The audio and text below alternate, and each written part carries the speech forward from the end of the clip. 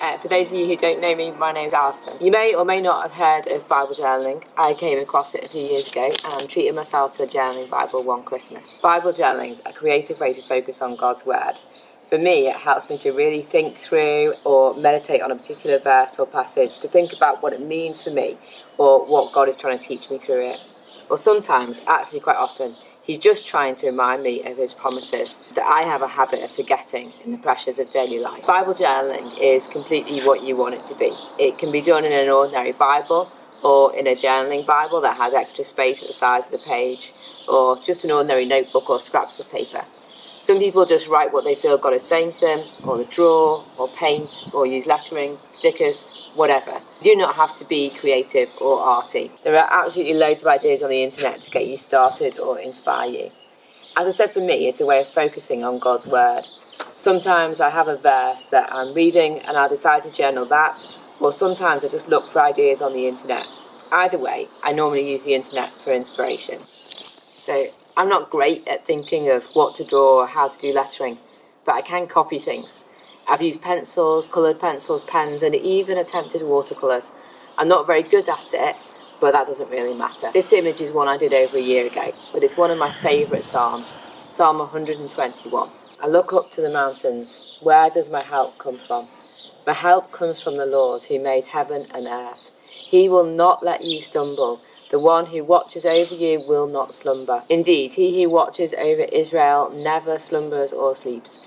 The Lord himself watches over you. The Lord stands beside you as your protective shade.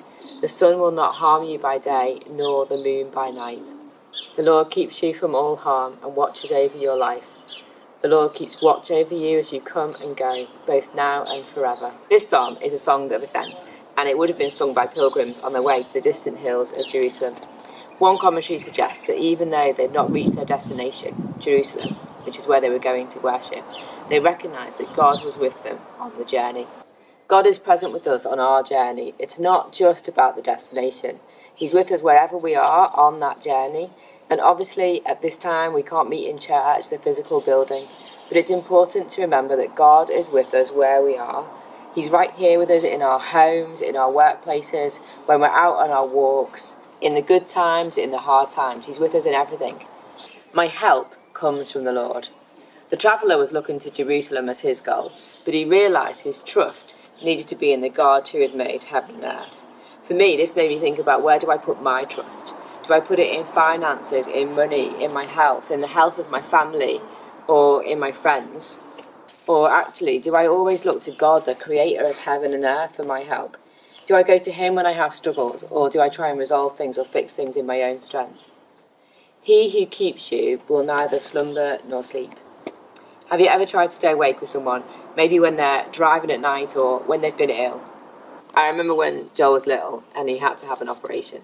It's a long story, but basically I didn't trust the nurses to look after him properly.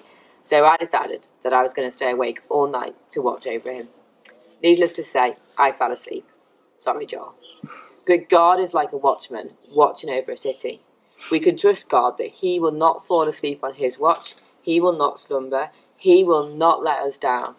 So it's fair to say that these past 3 months have all been a bit weird, and I've had days where anxiety or fear have taken hold of me, worrying about the health of those I love, worrying about finances, worrying about the future, worrying about little things, worrying about big things. But I have to keep coming back to God.